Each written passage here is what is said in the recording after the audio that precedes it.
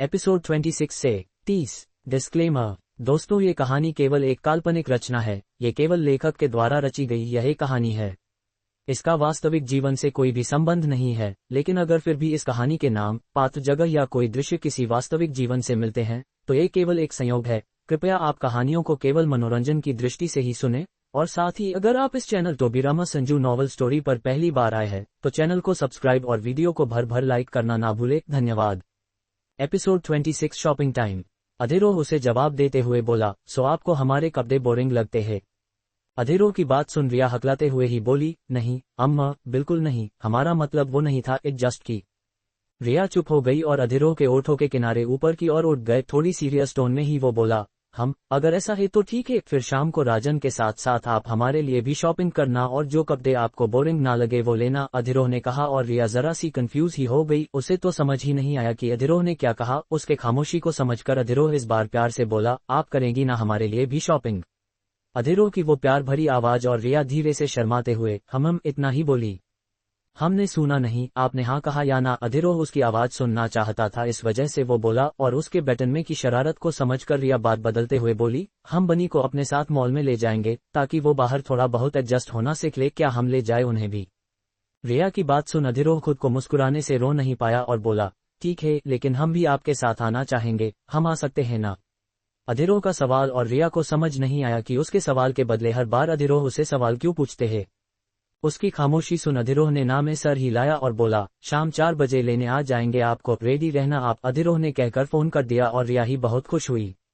वो और राजन वक्त पर तैयार हो गए थे और अधिरोह का ही आने का वेट कर रहे थे। एंड फाइनली वो अभी गया। उन दोनों को यू हॉल में बैठा हुआ देखकर वो बोला, हमें 5 मिनट दीजिए, हम चेंज करके आते हैं, कहकर वो अपने कमरे में चला गया और फ्रेश होकर चेंज करके बाहर आ गया। उसे सीढ़ियों से नीचे आता हुआ देखकर रिया किचन में गई और उसके लिए जूस और स्नैक्स लेकर आ गई। उसके पीछे पीछे शेफ भी आ रहे थे, माँ और दाई माँ भी। अब उनके होते हुए उनकी रानी सा काम करे, ये उन्हें बिल्कुल अच्छा नहीं लग रहा था और कहीं ना कहीं वो डर भी रहे थे, अगर राना सा ने उन्हें कुछ कह दिया तो।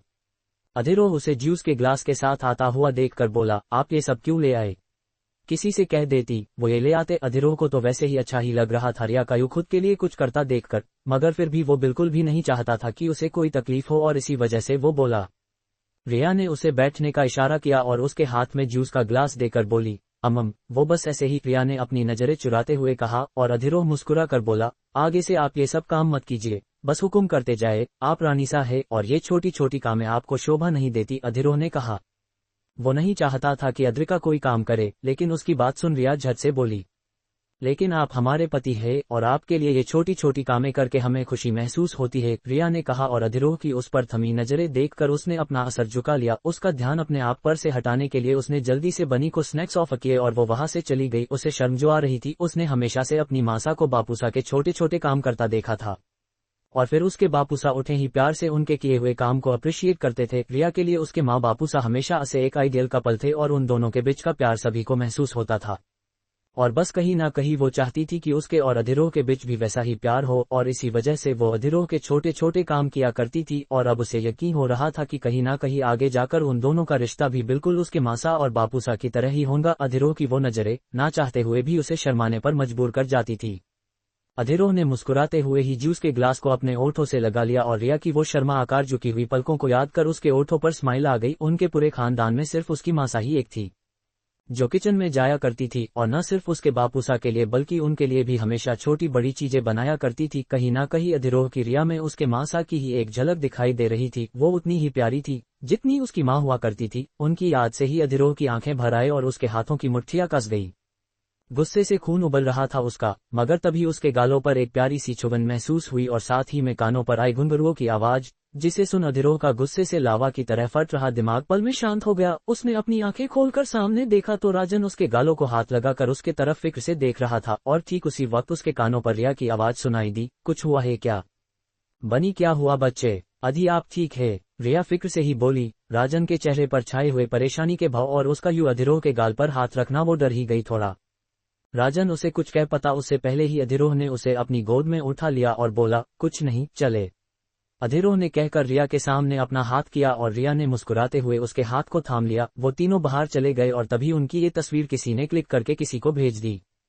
वो तीनों एक साथ बाहर जा रहे थे और स्पेशली नन्हे कुंवर आज पहली बार बाहर जा रहे थे, तो आज उनकी सिक्योरिटी कुछ ज्यादा ही टाइट थी। अधीरों के दोनों असिस्टेंट बॉडीगार्ड अर्जुन और अर्नब हाई अलर्ट पर तो थे ही, बाजी और भैरव भी हर एक चीज का पूरा ध्यान रख रहे थे। अधीरों ने उन्हें ऑर्डर ही दे रखे थे, रिया और राजन दोनों के सिक्योरिटी के। अर्जुन ने अधीरों के लिए और अर्नब ने रिया के लिए कार का डोर खोला और उन दोनों के बैठते ही वो दोनों भी आगे आकर बैठ गए। अर्जुन ड्राइविंग सीट पर बैठकर उसने पीछे अधीरों के तरफ देखा और उसका इशारा मिलते ही उसने गाइड स्टार्ट कर दी। उनके आगे 4 और पीछे 5 ऐसे बॉडीगार्ड्स की कार आ रही थी, जिसे देखकर रिया का मुंह बन गया और अधीरों उससे बोला, कोई प्रॉब्लम है क्या? अधीरों के सवाल पर रिया किसी तरह से मुस्कुराई और उसने ना में सर हिला दिया और फिर अपने फोन से मैसेज कर कल की फार्म हाउस की सिक्योरिटी थोड़ी टाइट करने बोल दी। रिया अधीरों की आवाज सुनकर रिया ने उसके तरफ देख और उसके नजरों से ही वो समझ गई कि वो क्या जानना चाहता है। रिया मुस्कुराकर जवाब देते हुए बोली, कोई खास बात नहीं है, वो बस हमें पसंद नहीं है इतनी सिक्योरिटी लेकर घूमना। बस वही, रिया ने कहकर अपने कंधे उचका दिए और अधीरों ने हाँ में सर हिलाया। वो थोड़ा चुप ही हो गया। फिलहाल ये सही वक्त नहीं था रिया को ये बताने का कि वो क्यों इतनी सिक्योरिटी लेकर घूमता है। उसके अतीत में कई ऐसे सीक्रेट थे जो कहीं ना कहीं उसके प्रेजेंट और उसके फ्यूचर पर अपनी हुकूमत करने की सोच रहे थे। शुरुआत में वो अकेला था, इसी वजह से वो निडर होकर सबका सामना करने के लिए तैयार था, लेकिन राजन के आने के बाद उसे उसकी सिक्योरिटी को लेकर थोड़ी टेंशन ही होती थी। और अब तो रिया भी थी, उसकी रानी सा, उसकी भी तो उसे हिफाजत करनी थी। अधीरों की नजरें रिया पर गई जो अब बनी से धीरे धीरे से उसके कान में कुछ कह रही थी और मुस्कुरा रही थी, और वही बनी की अपनी आंखों की हलचल करते हुए उसकी बात से सहमति जता रहा था। उन दोनों को देखकर अधीरों के होठों पर स्माइल आ गई और उन्हें देखते हुए ही वो रिलैक्स होकर सीट से टेक कट बैठा और उनकी चल रही मस्ती को एंजॉय करने लग गया। Subscribe to Tobirama Sanju novel story episode 27 अधीरों give challenge to Riya. Riya अधीरों की आवाज सुनकर रिया ने उसके तरफ देख और उसके नजरों से ही वो समझ गई कि वो क्या जानना चाहता है। रिया मुस्कुराकर जवाब देते हुए बोली, कोई खास बात नहीं है, वो बस हमें पसंद नहीं है इतनी सिक्योरिटी लेकर घूमना।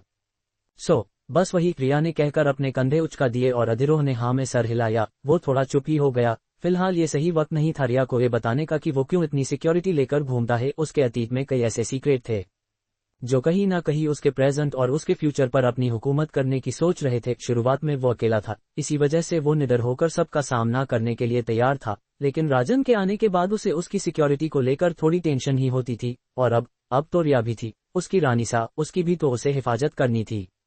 अधीरों की नजरें रिया पर गई जो अब बनी से धीरे धीरे से उसके कान में कुछ कह रही थी और मुस्कुरा रही थी, और वही बनी की अपनी आंखों की हलचल करते हुए उसकी बात से सहमति जता रहा था। उन दोनों को देखकर अधीरों के होठों पर स्माइल आ गई और उन्हें देखते हुए ही वो रिलैक्स होकर सीट से टेक कट बैठा और उनकी चल रही मस्ती को एंजॉय करने लग गया। थोड़ी देर बाद उनकी कार सिटी के टॉप मॉल फिनिक्स के बाहर आकर रुकी और अपने गार्ड्स के ताफे के साथ ही वो सब अंदर बढ़ गए। रिया ने इधर उधर देखा और जब उसे वह कोई भी नहीं दिखाई दिया तो वो अधीरों के तरफ देखने लग गई। अधीरों को समझ नहीं आया कि वो उसे क्यों देख रही है, सो वो बोला, क्या हुआ, आप रुक क्यों गई? और उसका सवाल सुन रिया उसे घूरते हुए बोली, हम इसलिए रुके कि आप हमें ये कैसे बेकार मॉल लेकर आ गए हैं, देखिए तो जरा, यहाँ दूर दूर तक कोई भी नजर नहीं आ रहा है, रिया ने व्यंग कसते हुए कहा और अधीरों ने नामे सर हिला दिया। जरूरी है, राजन को आदत नहीं है क्राउड की, सो हमने। अधीरों आगे कुछ बोल पाता उससे पहले ही रिया बोली, सो आपने पूरे मॉल को ही खाली कर दिया। अधीरों, अगर बनी बाहर क्राउड में जाएंगे नहीं तो वो कैसे दूसरे लोगों के साथ एडजस्ट होंगे, और हम सब थे ना यहाँ उनकी सिक्योरिटी के लिए, और ये इतने सारे गार्ड्स भी है, फिर क्या प्रॉब्लम थी? रिया की बात सुन अधीरों एक पल उसे देखता रहा और उसने दिल ही दिल सोच लिया कि वो रिया को उसके पास्ट के बारे में जल्दी ही बताएगा। उसे धूप देखकर रिया को लगा कि उसने कुछ ज्यादा ही कह दिया और वो बात बदलते हुए बोली, हम यहाँ कितने देर तक है? आई मीन आपको कोई इम्पोर्टेंट काम ना हो तो क्या हम मॉल घूम सकते हैं? रिया का पालन तो पहले सिर्फ शॉपिंग का ही था, मार अब जब उसने खाली मॉल देख लिया था तो उसने सोचा क्यों ना राजन को पूरा मॉल ही घुमा लिया जाए और किड्स प्ले सेक्शन में भी थोड़ा टाइम स्पेंड किया जाए। अधीरों उसे जवाब देते हुए बोला, हम डिनर करके ही घर वापस जाएंगे, सो आप जितना चाहे उतना वक्त यहाँ रह सकती है। अधीरों ने बड़े ही काम ली पेशेंस के साथ ये बात कही थी और उसकी इतनी काम आवाज सुनकर पीछे खड़े वो चारों अर्जुन, अर्नब, बाजी और भैरव हैरान हो गए। उनके राणा सा का ऑरा ही ऐसा था कि कोई उनके सामने ऊंची आवाज में बात भी नहीं कर सकता था, और अगर किसी ने ऐसे जुर्रत की भी तो राणा सा की डेविल साइड उन्हें देखने को मिलती थी। मगर यहाँ रिया ने न सिर्फ उनसे तेज आवाज में बात की थी बल्कि उन्हें घूरकर भी देखा था, और उसके बावजूद भी राणा सा इतने शांत। उन्हें एक पल तो रिया के लिए डर ही लगा। वो चारों रिया को शुरुआत से नोटिस कर रहे थे। अब राणा सा के इतने दुश्मन थे कि उनमें से कोई भी अपनी खुद की परछाई पर भी भरोसा नहीं करता था। तो रिया तो उनके लिए अनजान ही थी। बाजी को उस पर भरोसा था, लेकिन वो भी हमेशा एक्टिव ही रहता था, और इन दिनों उन्होंने रिया की मासूमियत देखी थी, उसका राजन के साथ बच्चा बनकर खेलना, उसका ध्यान रखना सब देखा था। सो कहीं ना कहीं उन सभी के दिल में रिया के लिए सॉफ्ट कॉर्नर और उनकी रानी सा होने का मान तैयार हो गया था। और जब उनकी रानी सा ने उनके राना सा से इस तरह बात की, तब वो सब थोड़ा डर ही गए, और फिर राना सा की आई हुई वो सॉफ्ट आवाज और उनके डर की जगह हैरानी ने ले ली। अधीरों का कहना कि वो जितना चाहे इतना वक्त यहाँ रह सकते हैं, रिया को बहुत ही खुश कर गया, और वो बनी के तरह झुककर बोली, बनी चलिए हम आपको मॉल घुमा लाते हैं, यहाँ ना बहुत सारी इंटरेस्टिंग चीजें हैं, आपको मजा आएगा। प्रिया खुश होते हुए उसे ले जाने लगी और बनी भी एक्साइटेड होकर उसके पीछे निकल गया। बनी को मॉल दिखाती हुई रिया, उनके पीछे अधीरों और फिर वो चारों और उनके पीछे बाकी के गार्ड्स का तताफा उस मॉल में घूम रहे थे। रिया फिर उसे किड्स प्ले सेक्शन के पास ले आए और खुश होते ही बोली, बनी चालिया हम ना यहाँ गेम्स खेलते हैं, बहुत सारे गेम्स है यहाँ, वीडियो गेम भी है यहाँ और कुछ फिजिकल एक्टिविटी वाले गेम भी है, आप कौन सा खेलना चाहेंगे? रिया ने उससे पूछा, मगर बनी चुप ही रहा। उसे देखकर तो लग रहा था कि उसे सामने की उन चीजों में कोई इंटरेस्ट ही नहीं है। रिया ने फिक्र से उसे अपनी गोद में उठाया और बोली, क्या हुआ बनी, यहाँ सच में अच्छे गेम्स होते हैं, आपको अच्छा लगेगा खेलकर, आप एक्साइटेड क्यों नहीं देख रहे हो? रिया काफी फिक्रमंद हुई, उसे इतना न्यूट्रल देखकर। बाकी शॉप्स और मॉल की दूसरी जगह देखते हुए तो उसके आंखों में चमक आ गई थी, फिर इस जगह को देखकर ही वो इतना शांत क्यों हो गया उसे समझ नहीं आया। उसे परेशान होता हुआ देखकर अधीरों ही बोला, रिया बनी के पास इससे अच्छा प्ले स्टेशन और इससे अच्छे गेम्स है, एंड वो वन टाइम में ही इन गेम्स के सभी लेवल जीत जाते हैं, सो उन्हें ज्यादा इंटरेस्ट नहीं है गेम्स में। अधीरों की बात सुन बनी ने भी हाँ में सर हिलाकर उसके बाद से सहमति जता दी, और रिया कंफ्यूज होकर बोली, मगर हमने तो कोई प्ले स्टेशन नहीं देखा मैंशन में। उसके सवाल को सुन अधीरों जवाब देते ही बोला, क्योंकि उनका प्ले स्टेशन मैंशन में नहीं बल्कि आउट हाउस में है, बनी को जब भी गुस्सा आता है वो वही जाकर गेम्स। अधीरों एक पल रुका और फिर से बोला, खेलकर अपना गुस्सा शांत करते हैं। अधीरों की बात सुन रिया कंफ्यूज हो गई और पीछे खड़े बॉडी गार्ड्स ने अपनी थूक गटक ली। उनके नन्हे कुंवर का गुस्सा कितना डेंजर था ये बात वो बहुत अच्छे तरीके से जानते थे। रिया ने धीरे से कहा और फिर जरा जोर से ही बोली, आपने आउट हाउस में उनके लिए प्ले स्टेशन क्यों बनाया? मेंशन में बनाया होता तो वो रोज या फिर एटलीस्ट 2 दिन में से एक बार तो गेम खेल लेते, और वैसे भी हमारे बनी को गुस्सा बिल्कुल भी नहीं आता है, इतने क्यूट जो है वो तो आपने इतने दूर प्ले स्टेशन बनाया है, इस वजह से ही उनका वह जाने का मन नहीं होता होगा। प्रिया बोली और फिर बनी के तरफ देखकर बोली, बनी हम ना चेक करते हैं यहाँ कौन कौन से गेम है, हमने भी काफी दिनों से वीडियो गेम नहीं खेले, सो लेट्स चेक कि कोई नया गेम आया है या नहीं। कहते हैं रिया उसे अंदर ले गई और अधीरों वही खड़ा उन दोनों के तरफ देखता रहा। वो खुद से ही बोला, आप नहीं जानती रिया, आपके बनी को बेहतो गुस्सा आता है, इतना कि कई बार वो अपने गुस्से में अपने आप को या फिर सामने वाले को होम कर देते हैं। ये तो आप है जीन के वजह से वो इतने शांत हो गए हैं और गोदा बॉय जैसे बिहेव कर रहे हैं, वरना वो। अधीरों ने गहरी सांस छोड़ दी। सच में गुस्से के मामले में राजन उस पर ही गया था, बहुत गुस्सा आता था उसे, और अपने इस गुस्से में वो क्या कर देता था ये उसके भी समझ में नहीं आता था। अधीरों का पूरा स्टाफ का सरफर्ज के वजह से ही नहीं बल्कि अपने दिल से राजन को प्यार करते थे, उसकी केयर करते थे, और बस इसी वजह से वो अपने बचाव में कोई कदम नहीं उठाते थे। और यही रीजन था कि अधीरों ने उसका गुस्सा शांत करने के लिए आउट हाउस में एक अलग ही दुनिया राजन के लिए बना कर दी थी। मगर जब से अद्रिका उसके लाइफ में आई थी तब से राजन ने एक बार भी गुस्सा नहीं किया था और ना ही कोई तोड़फोड़ की थी, और यही वजह थी कि अधीरों के दिल में रिया ने अपने लिए एक जगह बना ली थी। हाँ, अब ये कहना मुश्किल था कि अधीरों के दिल में रिया की छवि सिर्फ राजन के मासा के रूप में थी, या फिर कहीं ना कहीं वो उसे उसके दिल की उसके महल की रानी सा भी मानने लगा था। ये बात तो आने वाला वक्त ही बताने वाला था। रिया और अद्विक 10 मिनट में ही आ गए। उसमें से कई सारे ऐसे गेम्स थे जो रिया ने बिजी होने के वजह से नहीं खेले थे। वेल वो बड़ी तो हो गई थी, लेकिन वीडियो गेम खेलने का उसका शौक अभी तक नहीं गया था। वो उन गेम्स को खरीदने के बारे में सोच ही रही थी कि राजन ने उसे रोक दिया और इशारे से ही बोल दिया कि उसके पास ये गेम पहले से ही है, यहाँ तक कि वहाँ मौजूद सभी गेम्स उसके पास थे, और उसके अलावा बाकी के टॉप गेम्स जो वहाँ अवेलेबल नहीं थे वो सारे गेम्स भी उसके पास थे। तो रिया को वह टाइम वेस्ट करना जरूरी नहीं लगा और राजन से उसने प्रोमिस ले लिया कि वो पिकनिक से आने के बाद वहाँ जाएंगे। उन्होंने और कुछ देर मॉल घुमा और रिया की नजर अपने सामने लगे बोर्ड पर गई और उसके आंखों में चमक आ गई। अधीरों आगे बढ़ ही रहा था कि वो बोली, अधीरों हमें यहाँ जाना है, और उसकी बात सुन अधीरों की नजरें भी वहाँ गई। उस बोर्ड को देखकर अधीरों के ओठों पर स्माइल आ गई। वेल वो रिया के बारे में सब जानता था और उसकी हॉबी भी उसे पता थी, सो उसने टाइम वेस्ट न करते हुए हाँ में सर हिलाया और वो अंदर चले गए। उस मॉल में वो नया सेशन ही बना था जहां कराटे और बाकी सारी फाइटिंग स्किल्स और सेल्फ डिफेंस स्किल्स सिखाई जाती थी। उस वक्त वहां कोई भी नहीं था। मॉल में अधीरों ने सिर्फ उन डिजाइनर्स को रुकने की परमिशन दी थी जो उन्हें कपड़े दिखने वाले थे। वह पर किसी को भी ना देखकर रिया का चेहरा थोड़ा सा मुरझा गया और अधीरों उसके चेहरे को देखते हुए बोला, आपको फाइट करनी है क्या?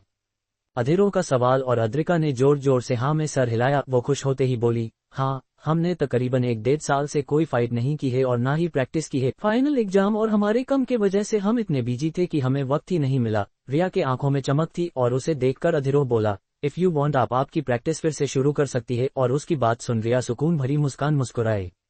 हम चले, आप दोनों के लिए अब शॉपिंग करते हैं, रिया ने कहा और आगे बढ़ने ही लगी थी कि अधीरो बोला, चलेंगे, लेकिन उससे पहले एक फाइट हो जाए हमारे बीच।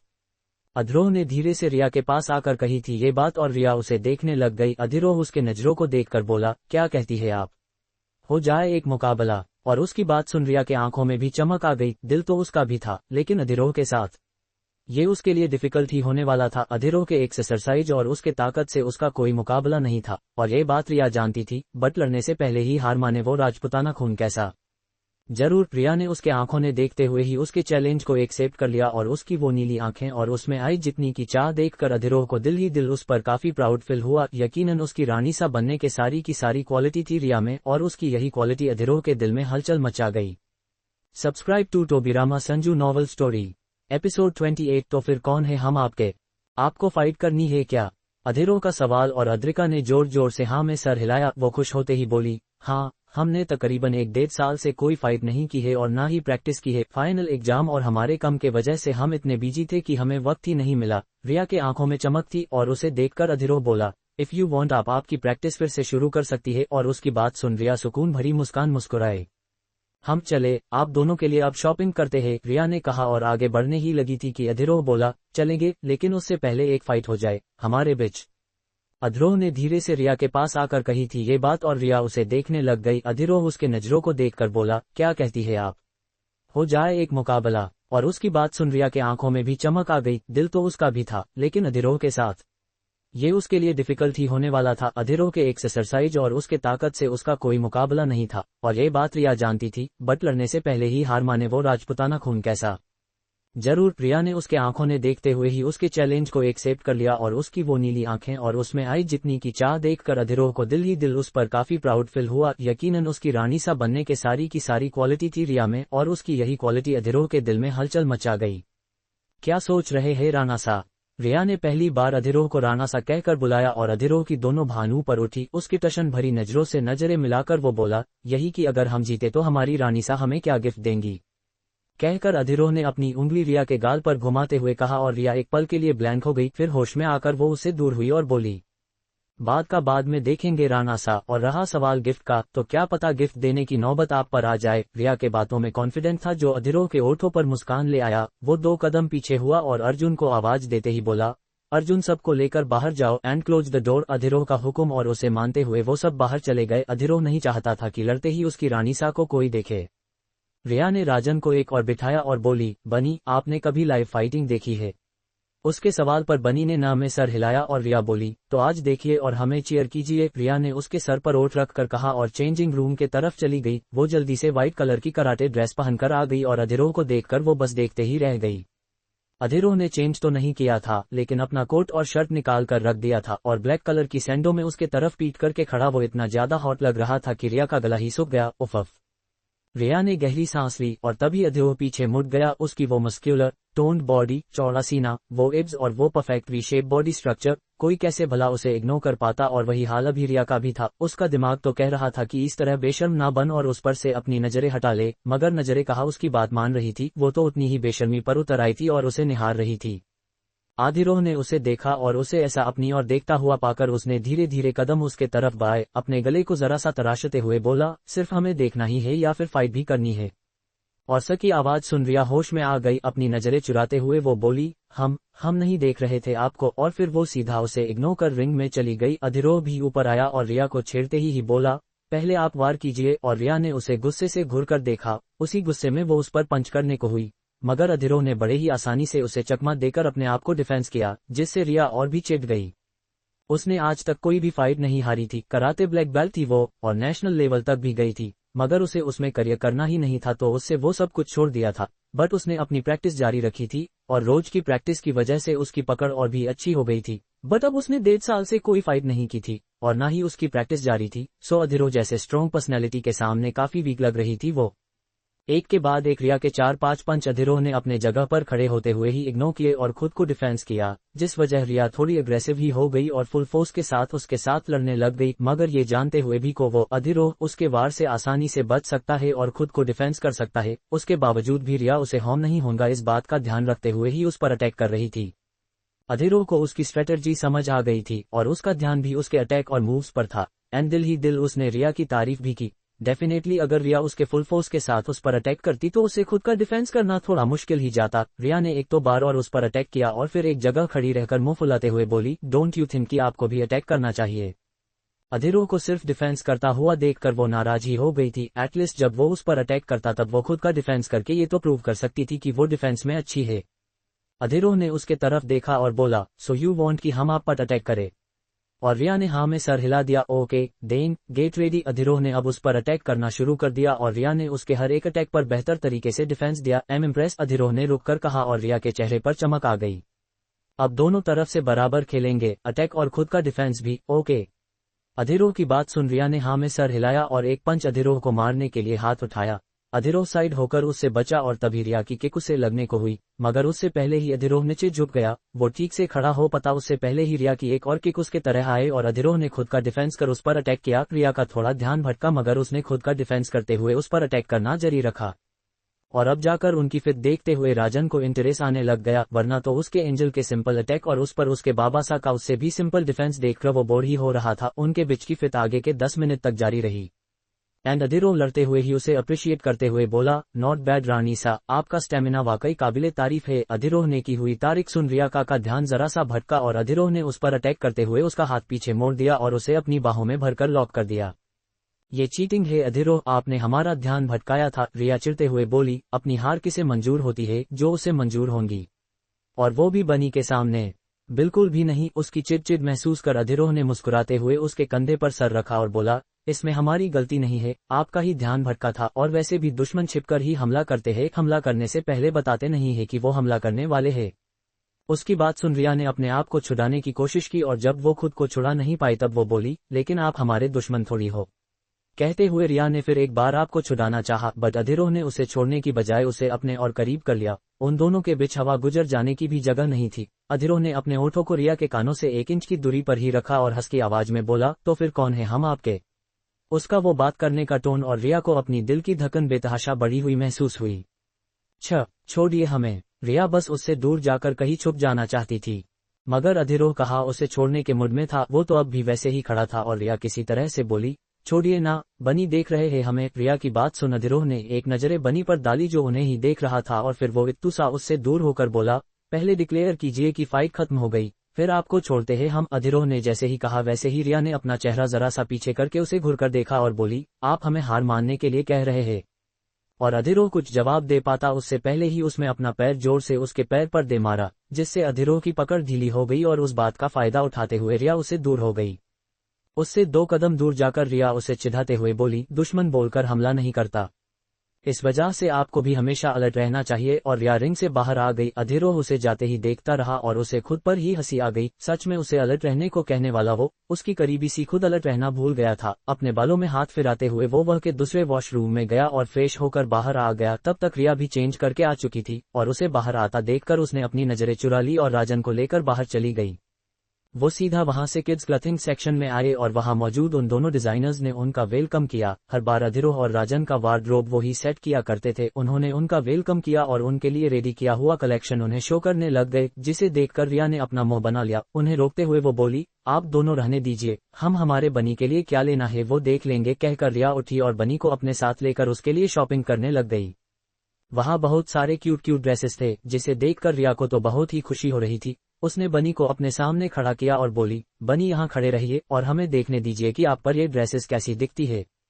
रिया ने कहा और एक एक ड्रेस राजन पर लगाकर देखने लग गई। सारी की सारी ड्रेसेस इतने अच्छी थी कि रिया का दिल तो उस सारे कलेक्शन को ही लेने का किया। उसने कम से कम 50 से ज्यादा ड्रेसेस उसके लिए निकाली और फिर एक रॉयल ब्लू कलर की शर्ट और व्हाइट पेंट को राजन को देकर उसे चेंज करके आने को बोल दिया।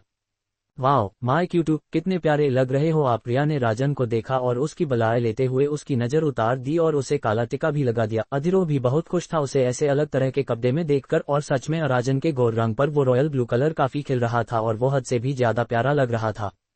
रिया ने उसका हाथ पकड़ा और बोली, चलिए अब आपके बाबासा के लिए शॉपिंग करते हैं। और फिर वहां से वो तीनों और दो गार्ड्स उसी शॉप के मेंस सेक्शन के तरफ निकल गए। इससे पहले कि वो दोनों डिजाइनर्स अधिरोह के लिए उनके सिलेक्ट किए हुए क्लॉथ्स दिखाते, उससे पहले ही अधिरोह प्यार से रिया से बोला, आप हमारे लिए अपनी पसंद के कपड़े सिलेक्ट नहीं करेंगी रिया? और उसकी बात सुन रिया ने शर्माते हुए ही हाँ में सर हिलाया। उसने एक दो टी शर्ट निकाली और अधिरोह के हाथ में दे ही रही थी कि अधिरोह ने उसका हाथ पकड़ा और अपने ऊपर उस टी शर्ट को लगाकर उसकी आंखों में देखकर बोला, कैसी लग रही है? और रिया और भी बुरी तरह से शर्मा गई। उसने शर्म से अपना सर झुका लिया और उसकी नजरें राजन पर गई जो गुस्से से अधिरोह को घूर रहा था। रिया ने जल्दी से अपना हाथ उसके हाथ से खींच लिया और राजन के तरफ इशारा किया। राजन की नजरें देखकर उसे समझ आ गया कि वो क्या सोच रहा है और उसने अपनी नजरें फेर ली। उसे वही खड़ा रहा देखकर राजन ने अपने टैब में कुछ टाइप किया और अधिरोह को टैब दे दिया। मेंटेन डिस्टेंस उसके लिखे लफ्ज पढ़कर अधिरोह की नजरें उसके तरफ गई और राजन अपने छोटे छोटे हाथों से अधिरोह को धक्का देकर उन दोनों के बीच जगह बनाने की नहीं अधिरोह को उसकी एंजल से दूर करने की कोशिश कर रहा था। उसे ऐसा करता देख रिया हंस पड़ी और अधिरोह से दूर हटकर उसने फिर से उसके लिए शॉपिंग शुरू कर दी। Subscribe to Tobirama Sanju novel story episode 29 trial room and romantic help. Riya ने उसका हाथ पकड़ा और बोली, चलिए अब आपके बाबासा के लिए शॉपिंग करते हैं। और फिर वहां से वो तीनों और दो गार्ड्स उसी शॉप के मेंस सेक्शन के तरफ निकल गए। इससे पहले कि वो दोनों डिजाइनर्स अधिरोह के लिए उनके सिलेक्ट किए हुए क्लॉथ्स दिखाते, उससे पहले ही अधिरोह प्यार से रिया से बोला, आप हमारे लिए अपनी पसंद के कपड़े सिलेक्ट नहीं करेंगी रिया? और उसकी बात सुन रिया ने शर्माते हुए ही हाँ में सर हिलाया। उसने एक दो टी शर्ट निकाली और अधिरोह के हाथ में दे ही रही थी कि अधिरोह ने उसका हाथ पकड़ा और अपने ऊपर उस टी शर्ट को लगाकर उसकी आंखों में देखकर बोला, कैसी लग रही है? और रिया और भी बुरी तरह से शर्मा गई। उसने शर्म से अपना सर झुका लिया और उसकी नजरें राजन पर गई जो गुस्से से अधिरोह को घूर रहा था। रिया ने जल्दी से अपना हाथ उसके हाथ से खींच लिया और राजन के तरफ इशारा किया। राजन की नजरें देखकर उसे समझ आ गया कि वो क्या सोच रहा है और उसने अपनी नजरें फेर ली। उसे वही खड़ा रहा देखकर राजन ने अपने टैब में कुछ टाइप किया और अधिरोह को टैब दे दिया। मेंटेन डिस्टेंस उसके लिखे लफ्ज पढ़कर अधिरोह की नजरें उसके तरफ गई और राजन अपने छोटे छोटे हाथों से अधिरोह को धक्का देकर उन दोनों के बीच जगह बनाने की नहीं अधिरोह को उसकी एंजल से दूर करने की कोशिश कर रहा था। उसे ऐसा करता देख रिया हंस पड़ी और अधिरोह से दूर हटकर उसने फिर से उसके लिए शॉपिंग शुरू कर दी। अधिरोह के लिए भी उसने काफी कुछ खरीद लिया था। उसके बाद उन दोनों के लिए उन्होंने थोड़ी बहुत और शॉपिंग की। वॉच, सनग्लासेस एंड कुछ और चीजें जो रिया को पसंद आई थी। उन दोनों ने उसे बिल्कुल भी मन नहीं किया। राजन को तो क्या उसके एंजल के साथ टाइम स्पेंड करना बहुत ही पसंद था, लेकिन अधिरोह अपनी जिंदगी का एक मिनट इधर उधर वेस्ट ना करने वाला वो कब से रिया के पीछे पीछे घूम रहा था, वो भी अपने माथे पर कोई शिकंज लाए बगैर। हम सब कुछ हो गया, अब चलते हैं, रिया ने कहा और अधिरोह के तरफ देखा और तभी वो बोला, नहीं अब तक सब कुछ नहीं हुआ है। उसकी बात सुन रिया ने याद किया कि उन्होंने सब कुछ लिया है या नहीं। एंड ऑब्वियसली उन्होंने सब कुछ लिया था, इनफैक्ट थोड़ा ज्यादा सामान ही लिया था उन्होंने। रिया उससे बोली, नहीं हमने तो सब ले लिया है, और को कुछ और भी बाय करना था क्या? उसके सवाल पर अधिरोह ने हाँ में सर हिलाया और उसे और राजन को लेकर वो विमेंस सेक्शन के तरफ आया। रिया ने उसके तरफ कंफ्यूज होकर देखा और अधिरोह बोला, आपकी शॉपिंग अभी तक बाकी ने, उसे किए बिना कैसे जा सकते हैं हम?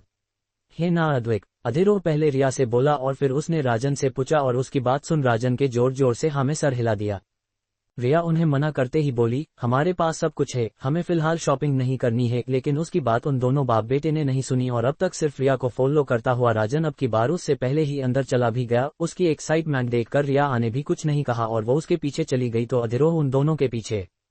बनी ने आते ही एक साड़ी के तरफ पॉइंट किया और ठीक उसी समय अधिरोह की नजरें भी उसी साड़ी पर आ रुकी। दोनों को वो साड़ी बहुत ही ज्यादा पसंद आए और अगले ही पल अधिरोह ने उस साड़ी को पैक करने के लिए कह भी दिया। उसके बाद उसके लिए अलग अलग sari, suits, cord set and what not सब कुछ बनी इशारा कर रहा था और अधिरोह उसे खरीद रहा था।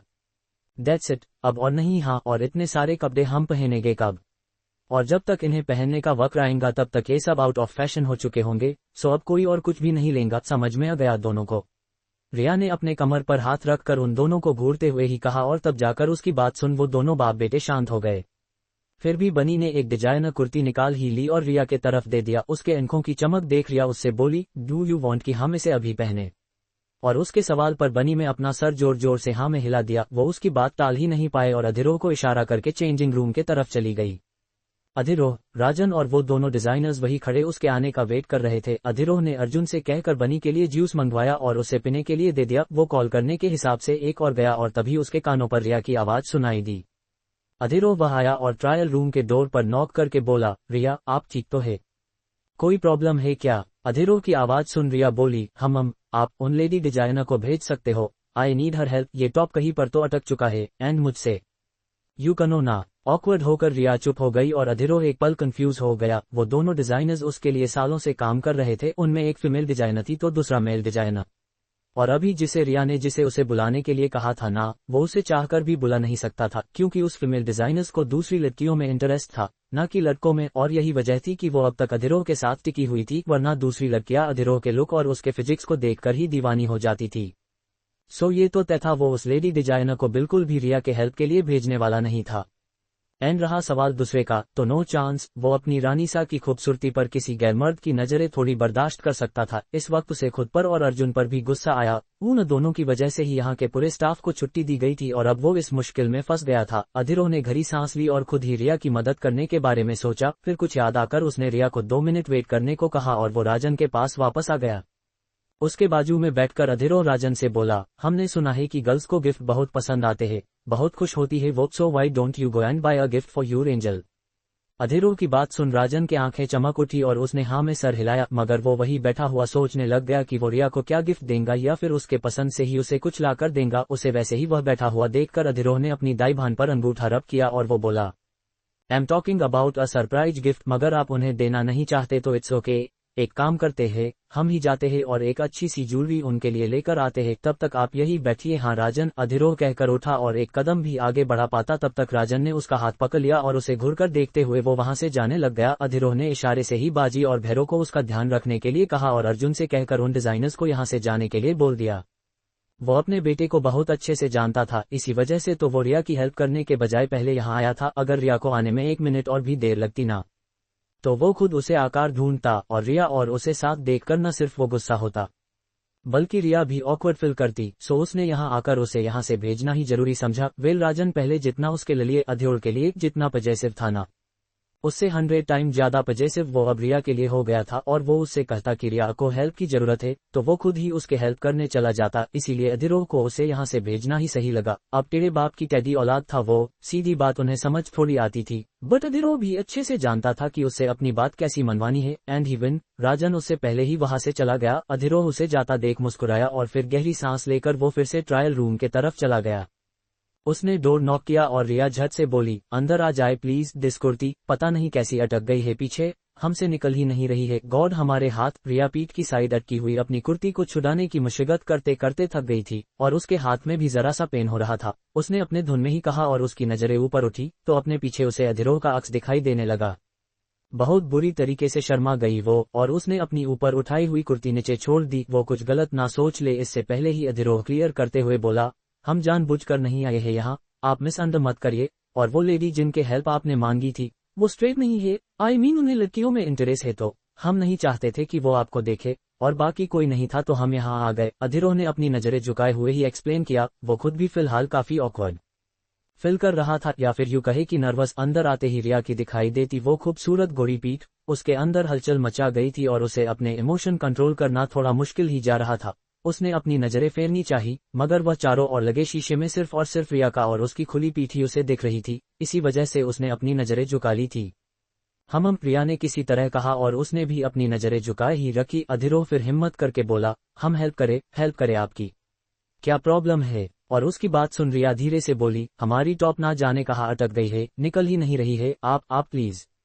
आगे का कुछ रिया से बोला नहीं गया और अधिरोह ने भी समझ कर हाँ में सर हिला दिया। उसने एक कदम आगे बढ़ाया और उसकी नजरें रिया के पीठ के तरफ फिर से गई।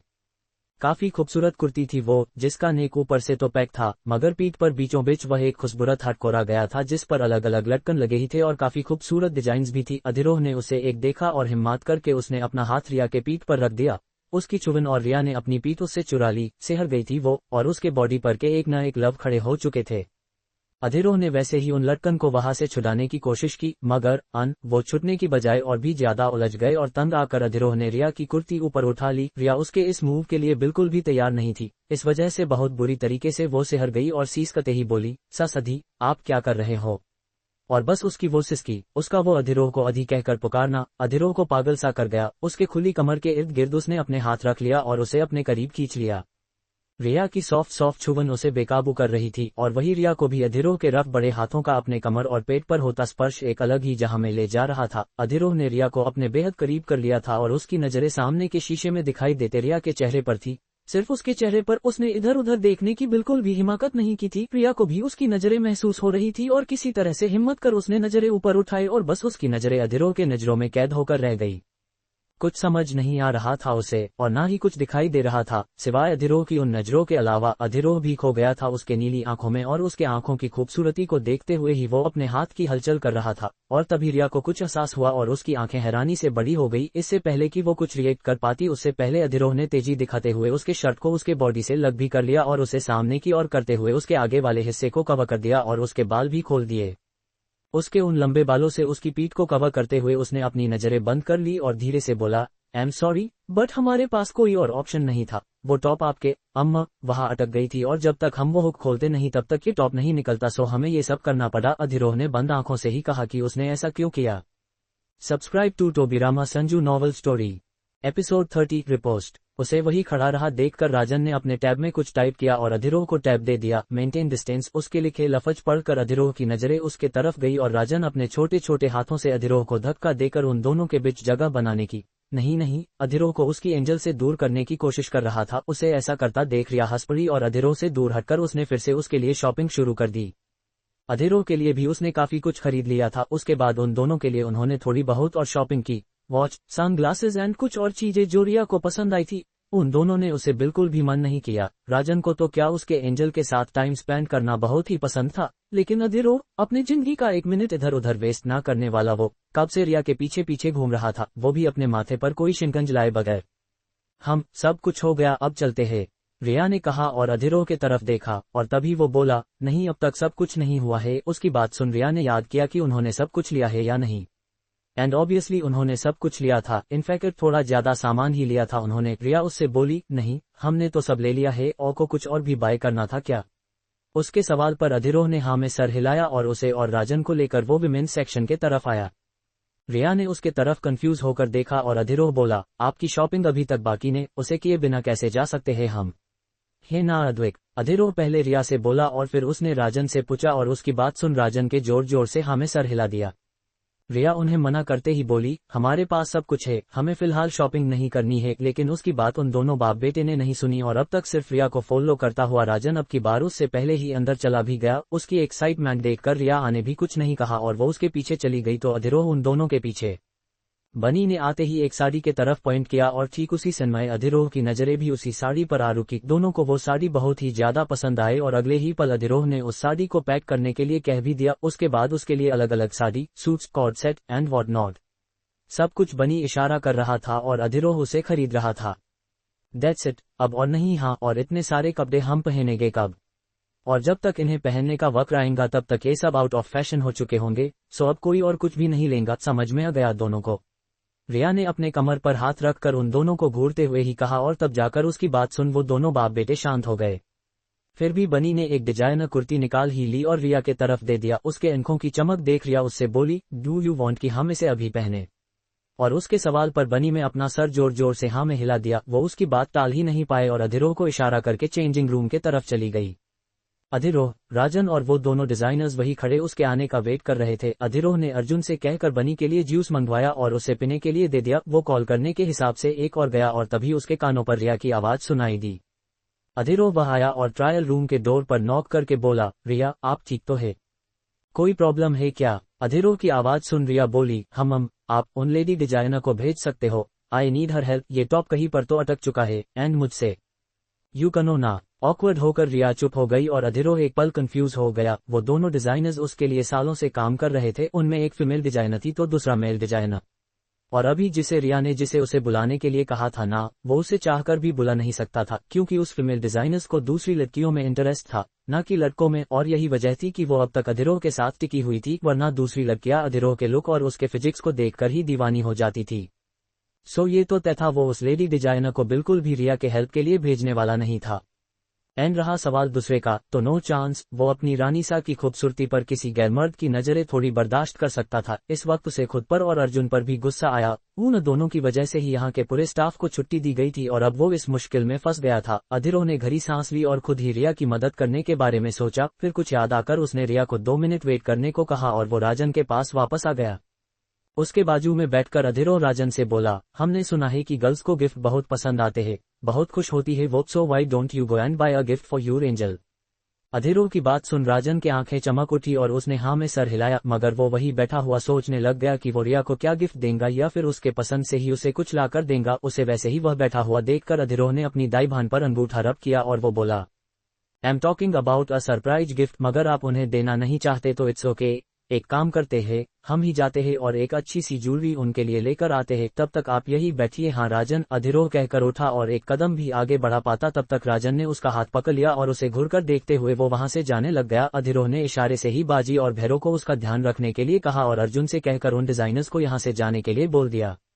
वो अपने बेटे को बहुत अच्छे से जानता था, इसी वजह से तो वो रिया की हेल्प करने के बजाय पहले यहाँ आया था। अगर रिया को आने में 1 मिनट और भी देर लगती ना, तो वो खुद उसे आकार ढूंढता और रिया और उसे साथ देखकर न सिर्फ वो गुस्सा होता बल्कि रिया भी ऑकवर्ड फील करती। सो उसने यहाँ आकर उसे यहाँ से भेजना ही जरूरी समझा। वेल राजन पहले जितना उसके लिए अधीर के लिए जितना पजेसिव था ना, उससे 100 टाइम ज्यादा पजेसिव वो अब रिया के लिए हो गया था। और वो उससे कहता कि रिया को हेल्प की जरूरत है तो वो खुद ही उसके हेल्प करने चला जाता। इसीलिए अधीरो को उसे यहाँ से भेजना ही सही लगा। अब तेरे बाप की टेडी औलाद था वो, सीधी बात उन्हें समझ थोड़ी आती थी, बट अधीरो भी अच्छे से जानता था कि उससे अपनी बात कैसी मनवानी है। एंड ही विन, राजन उससे पहले ही वहां से चला गया। अधीरो उसे जाता देख मुस्कुराया और फिर गहरी सांस लेकर वो फिर से ट्रायल रूम के तरफ चला गया।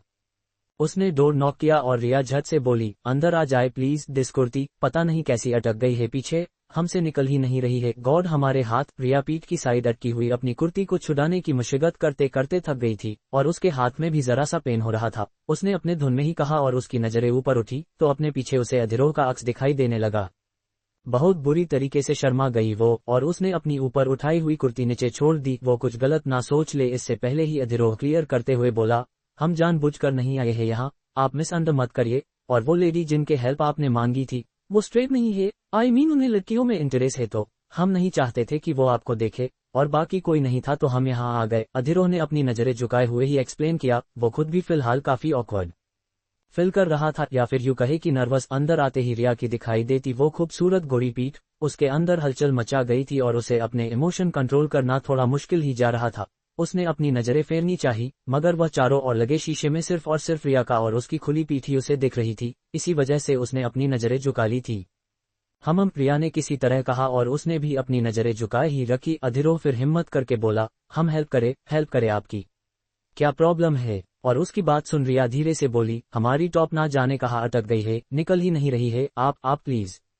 आगे का कुछ रिया से बोला नहीं गया और अधीरो ने भी समझकर हाँ में सर हिला दिया। उसने एक कदम आगे बढ़ाया और उसकी नजरें रिया के पीठ के तरफ फिर से गई। काफी खूबसूरत कुर्ती थी वो, जिसका नेक ऊपर से तो पैक था मगर पीठ पर बीचों बीच वह एक खूबसूरत हट कोरा गया था जिस पर अलग अलग लटकन लगे ही थे और काफी खूबसूरत डिजाइन्स भी थी। अधीरो ने उसे एक देखा और हिम्मत करके उसने अपना हाथ रिया के पीठ पर रख दिया। उसकी चुभन और रिया ने अपनी पीठ उससे चुरा ली। सिहर गई थी वो और उसके बॉडी पर के एक न एक लव खड़े हो चुके थे। अधीरो ने वैसे ही उन लटकन को वहां से छुड़ाने की कोशिश की मगर वो छुटने की बजाय और भी ज्यादा उलझ गए और तंग आकर अधीरो ने रिया की कुर्ती ऊपर उठा ली। रिया उसके इस मूव के लिए बिल्कुल भी तैयार नहीं थी। इस वजह से बहुत बुरी तरीके से वो सिहर गई और सीसकते ही बोली, सधी आप क्या कर रहे हो। और बस उसकी वो सिसकी, उसका वो अधीरो को अधि कहकर पुकारना अधीरो को पागल सा कर गया। उसके खुली कमर के इर्द गिर्द उसने अपने हाथ रख लिया और उसे अपने करीब खींच लिया। रिया की सॉफ्ट छुबन उसे बेकाबू कर रही थी और वही रिया को भी अधीरो के रफ बड़े हाथों का अपने कमर और पेट पर होता स्पर्श एक अलग ही जहां में ले जा रहा था। अधीरो ने रिया को अपने बेहद करीब कर लिया था और उसकी नजरें सामने के शीशे में दिखाई देते रिया के चेहरे पर थी। सिर्फ उसके चेहरे पर, उसने इधर उधर देखने की बिल्कुल भी हिम्मत नहीं की थी। रिया को भी उसकी नजरें महसूस हो रही थी और किसी तरह से हिम्मत कर उसने नजरें ऊपर उठाई और बस उसकी नजरें अधीरो के नजरों में कैद होकर रह गई। कुछ समझ नहीं आ रहा था उसे, और ना ही कुछ दिखाई दे रहा था, सिवाय अधिरोह की उन नजरों के अलावा। अधिरोह भी खो गया था उसके नीली आंखों में, और उसके आंखों की खूबसूरती को देखते हुए ही वो अपने हाथ की हलचल कर रहा था। और तभी रिया को कुछ एहसास हुआ और उसकी आंखें हैरानी से बड़ी हो गई। इससे पहले कि वो कुछ रिएक्ट कर पाती, उससे पहले अधिरोह ने तेजी दिखाते हुए उसके शर्ट को उसके बॉडी से लग भी कर लिया और उसे सामने की ओर करते हुए उसके आगे वाले हिस्से को कवर कर दिया और उसके बाल भी खोल दिए।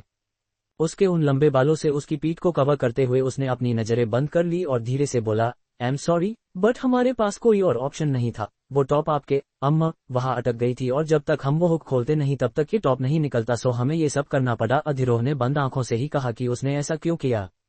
Subscribe to Tobirama Sanju novel story. तो दोस्तों, आगे क्या होने वाला है ये जानने के लिए स्टोरी को सुनते रहिए, सिर्फ और सिर्फ Tobirama Sanju novel story YouTube channel पर।